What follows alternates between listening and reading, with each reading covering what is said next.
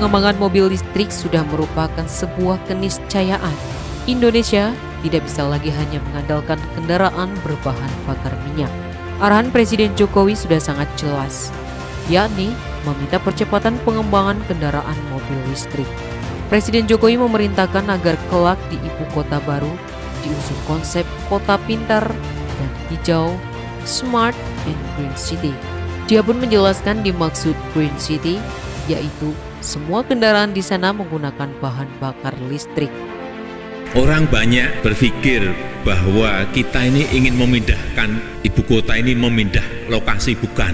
Atau memindahkan gedung-gedung pemerintahan, juga bukan. Yang ingin kita pindahkan nanti adalah sebuah perubahan pola pikir, perubahan pola kerja, perubahan sistem yang semuanya akan baru. Kita akan menginstall sebuah sistem sehingga semua orang mengikuti sistem yang ada. Sangat hijau, green city, smart city, compact city, autonomous city, karena yang kita gunakan nanti autonomous vehicle dan electric vehicle di kota, selain itu nggak boleh.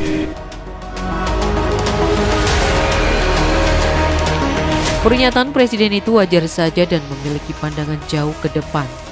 Bayangkan, produksi minyak negara ini semakin turun, sedangkan kebutuhan BBM untuk kendaraan bermotor terus meningkat seiring dengan populasinya.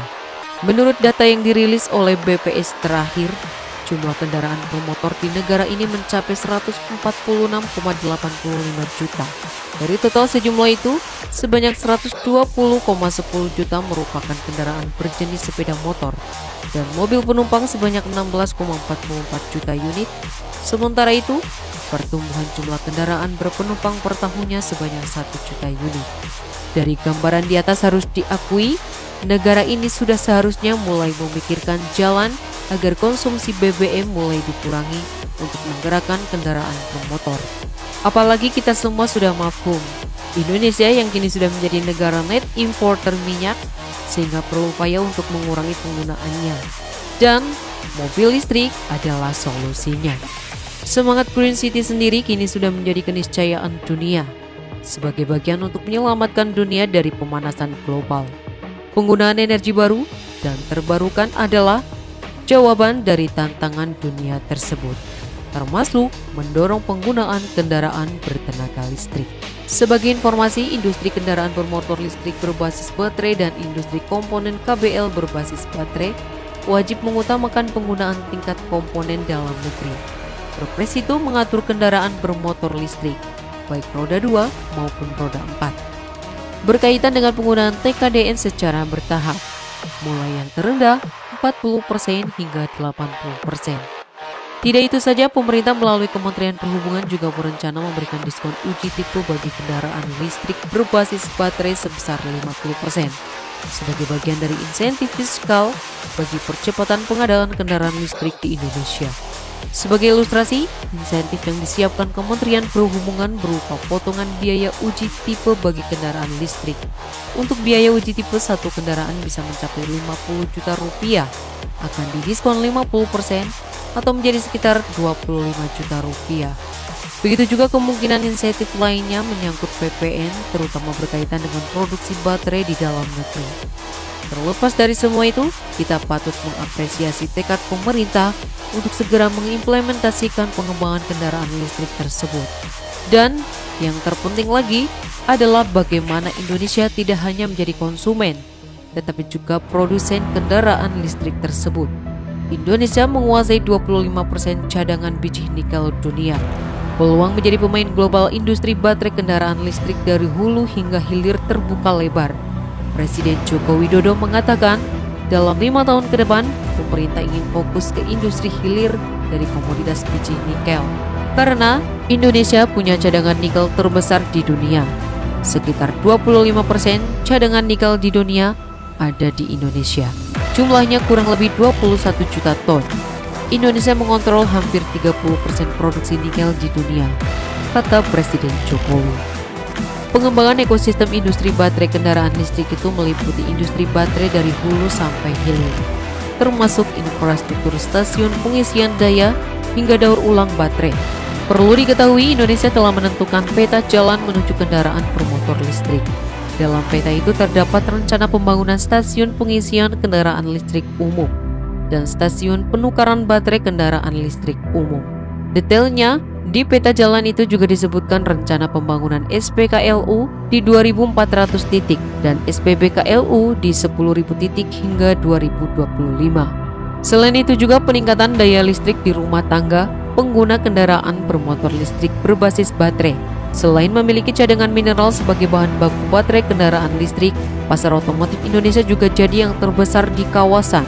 Itulah sebabnya peluang Indonesia menjadi pemain global material produk hulu baterai atau nikel sulfat, pemain global produk antara baterai, serta jadi pemain hilir regional dan domestik di baterai kendaraan listrik, sampai menjadi pusat manufaktur kendaraan berbasis listrik di Asia Tenggara terbuka sangat luas. Untuk menyiapkan itu semua, Kementerian BUMN membentuk konsorsium yang akan membangun industri baterai kendaraan listrik. Konsorsium BUMN itu dinamai Indonesia Battery Holding dan dibentuk atas penugasan Menteri BUMN pada September 2020. Langkah itu semakin terang pada akhir 2020.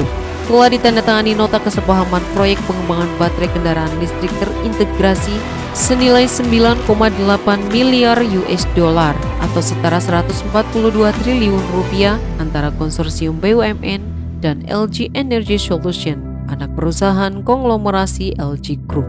Lokasi pembangunan smelter dan tambang akan ditempatkan di Maluku Utara, sedangkan produksi prekursor dan katoda serta sebagian baterai sel akan ditempatkan di kawasan industri terpadu Batang di Jawa Tengah. Pembangunan dimulai pada semester pertama 2021. Rencananya sebagian baterai yang dihasilkan dari proyek ini akan disuplai ke pabrik mobil listrik yang dalam waktu dekat akan segera memulai tahap produksi. Selain grup LG yang sudah melakukan penandatanganan kontrak, juga raksasa industri baterai dari Tiongkok, Contemporary Amperex Technology. Perusahaan itu berencana membangun industri baterai terintegrasi dengan nilai foreign direct investment mencapai 5,2 miliar US dollar. Selain itu ada juga perusahaan Jerman, yakni Badische Anilin-On Soda Fabrik atau BASF yang berencana membangun industri precursor dan katoda. Demikian juga dengan raksasa industri mobil listrik dari Amerika, Tesla, yang berencana membuat ekosistem industri mobil listrik. Pengembangan industri baterai listrik terintegrasi merupakan langkah konkret yang sesuai dengan target Presiden Jokowi untuk mendorong transformasi ekonomi menuju Indonesia maju di 2045. Hilirisasi pertambangan adalah salah satu wujud transformasi tersebut. Seiring itu, target penerapan kendaraan listrik di dunia akan terus meningkat secara bertahap dalam kurun 2020 hingga 2030. Sementara itu, di dalam negeri pijakan senada pun mulai diberlakukan. Targetnya, penerapan kendaraan listrik Indonesia pada 2035 sebanyak 4 juta unit mobil listrik dan 10 juta unit motor listrik. Bagi Indonesia, mendorong pengembangan kendaraan listrik sekaligus berdampak pada berkurangnya impor minyak karena berkurangnya kendaraan berbasis energi fosil. Dalam catatan Kementerian ESDM, saat ini konsumsi BBM Indonesia sekitar 1,2 juta barel per hari dan kebutuhan BBM tersebut sebagian besar dipasok dari impor. Berdasarkan Global Battery Alliance, peningkatan produksi kendaraan listrik akan menciptakan 10 juta pekerjaan. Nilai ekonomi dari industri ini sekitar 150 miliar dolar Amerika Serikat karena berkontribusi pada kemajuan terkait dengan perjanjian Paris tentang perubahan iklim.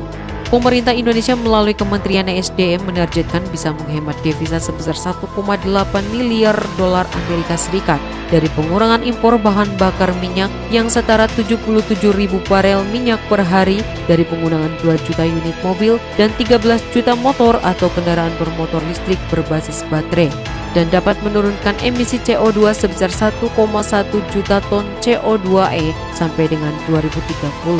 Saat ini konsumsi BBM Indonesia mencapai sekitar 1,2 juta BOPD dan sebagian besar dipasok dari impor. Dengan pertumbuhan kendaraan bermotor yang tinggi, ketergantungan pada BBM impor akan terus meningkat.